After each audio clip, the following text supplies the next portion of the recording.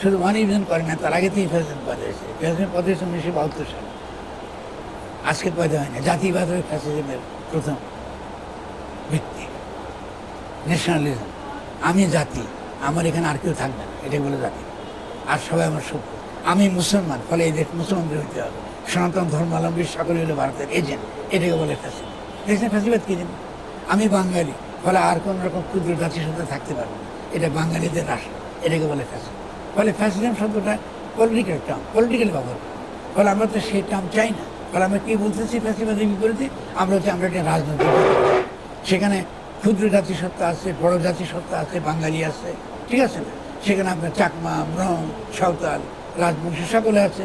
একই সঙ্গে আস্তিক আছে, নাস্তিক আছে, সেখানে ইসলামপন্থী আছে, বামপন্থী আছে, ঠিক আছে না? সেখানে বিভিন্ন রকম আপনার মতের মানুষ আছে, কিন্তু সকলে মিলে তো আমরা একটা রাজনৈতিক জনগোষ্ঠী, একটা রাষ্ট্র।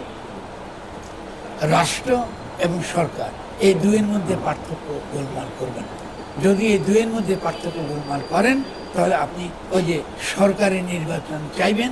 সরকারি নির্বাচন চাওয়া মানে হলো, রাষ্ট্র গঠন না করে সরকারি নির্বাচন চাওয়ার মানে হলো আপনি লুটেরা, মাফিয়া শ্রেণী, নিকৃষ্ট দালাল।